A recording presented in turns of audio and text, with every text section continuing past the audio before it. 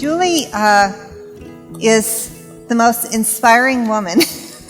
Hi. Are we hugging? I know you're a little excited. Oh, my girlfriend. Come on over here. So we're going to talk a little bit about Julie.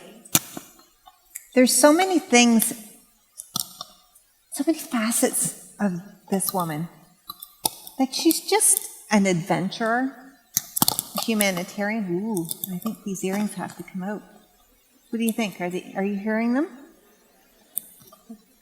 So there goes the glam. You still look amazing. Remind me to put them back in for my photo op, right? So I'll for the sound, we'll dig in. Up until about a month ago, we had a plan about really what we were going to talk about because there's so many different dimensions to Julie. First, your career is? I'm a paramedic with the City of London. Yeah. And that in itself can be traumatizing because on a daily basis when you're at work, you are dealing with crises. Yeah. Yeah. And your mental well-being as that chosen career can, how is it for you personally, or if no big deal for you, about your colleagues? What are you seeing out there? I guess more than 50% of my time I'm dealing with the 1% of the population that normal civilians don't get to see. So I'm dealing with, a 24-year-old pregnant heroin addict that's injecting heroin into her belly, or I'm dealing with, the topic of suicide. You're someone standing on a bridge and you're trying to talk them down, which comes with stress. It comes with emotions. I'm obviously highly trained. We go through years of intense training to deal with that situation. And oftentimes when you're in that moment, you're not really thinking, you're just doing what you're trained to do. Mm-hmm. And then it's after the call that you're like, wow, that really just happened. Yeah. And unfortunately, a stat with paramedics right now, post-traumatic stress or PTSD is a very hot topic in the media. And a lot of first responders, the fact of the matter is we all actually have post-traumatic stress, whether we're actually diagnosed with it. It's just a matter of how we decide to deal with it. And in order for me to be successful in my job and keep a balance between the hustle and the fast-paced life of my career compared to, learning how to be humble and remembering how to be humble, I definitely have to take my focus away. So in my spare time, I go on these crazy adventures and I travel the world, and I'm very active with, I surf the Great Lakes. This year's surf season. So she's an adventurer also. I go on these really long bike rides. Yeah. I bike, 600 kilometers over 5 days, just to mentally diffuse and keep that balance. It's amazing to watch her on Facebook. Like, it's exhausting, to be honest. I don't do Instagram. I just what's Julie doing this week? It's just like crazy. It's true. But I think to do that, that's how I keep my sanity. Yeah. So up until a few weeks ago, we had a plan. And then life happened. And Julie got a call. Mm-hmm. And we'd like to run this reel now, and we'll tell you where she went. Yeah. So I'm going to turn around. Yeah, turn around.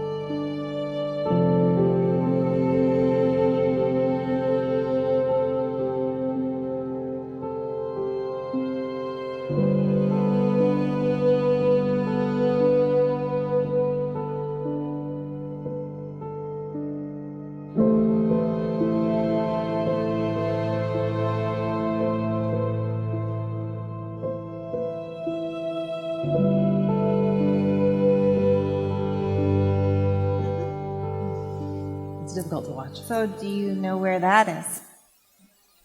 Yeah.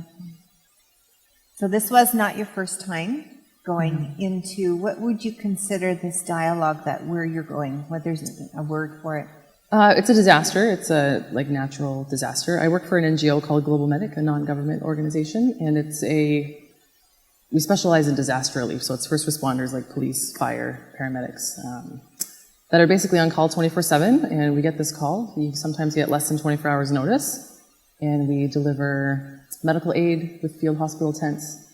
We focus on water purification to prevent people from getting sick. And then the disaster is always changing and everything's very fluid. So as the response progresses, we move into hygiene kits. So we're giving out what we call a family emergency kit of like soap, water, toothpaste, little LED light for power. It's a solar powered light. The basics that you need to survive that we take for granted here. And even now we've gone into shelter and food kits. How long were you there for? I was there for 3 weeks. 3 weeks? Yeah. Wow. And where did you sleep while you were there? So we actually partnered with Sea Shepherd, if you're familiar with the ocean conservation NGO.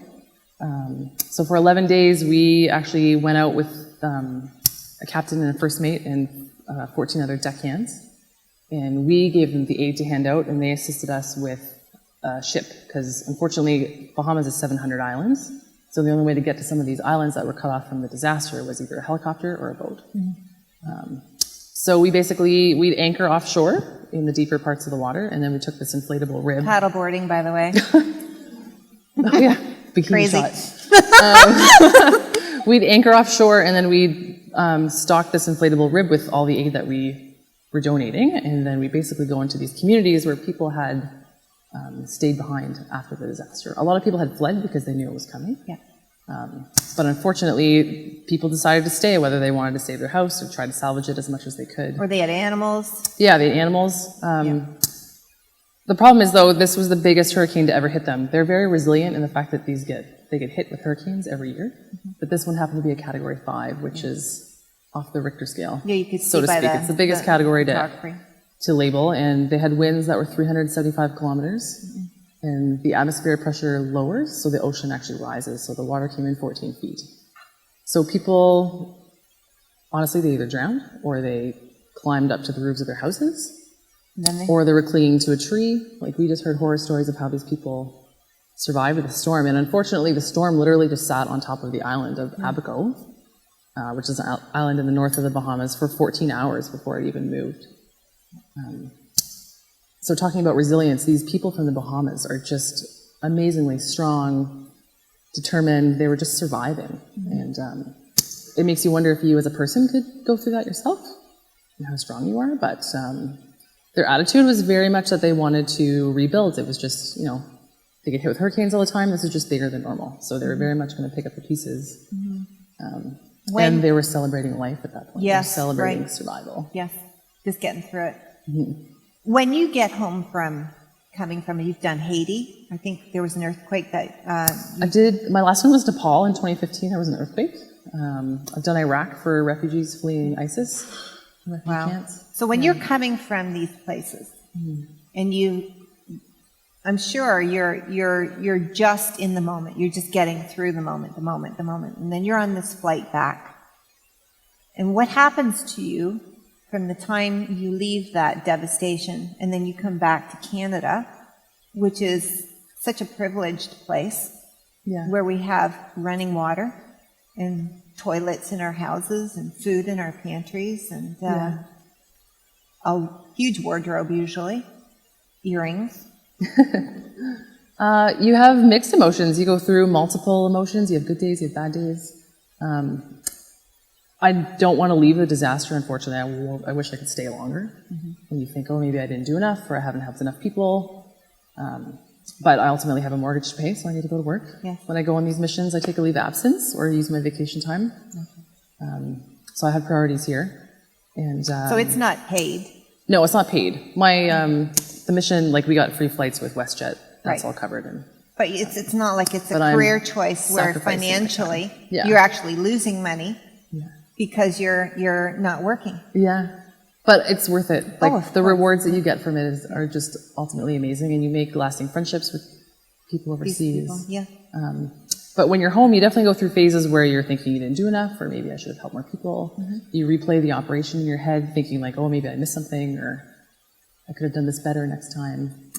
Even though I have 14 years experience responding to 12 countries and 10 different disaster zones, every disaster is different, so you're constantly learning. And even this one was the first time that we actually island hop, so to speak, on a boat, because most of our operations are on land. So learning, how to be a sailor, so to speak, and operate these islands. But, and you have anxiety too. You think, there's certain things that we take for granted when you hear somebody complain about something that's The Canadian weather, not a maybe? problem, like a first world problem, so to Yeah. speak. It does irritate me or get under my skin. So Yeah. you do have to take a moment. I didn't go back to work right away when I got back after this mission, just because I realized Yeah, you had to. I need to diffuse. Yeah. And I need to refocus my energy. And Yeah. yeah. Because I don't know if this is relatable or not, but when you have somebody that passes away in your life, there's a time of grieving, and you just can't even understand why life is continuing to go on. When you are stuck in this grief. Yeah. And so I can't imagine leaving a disaster area like you are, and then getting on a plane, and then boom, coming back into civilization of this type of a world in country, and then just carrying on.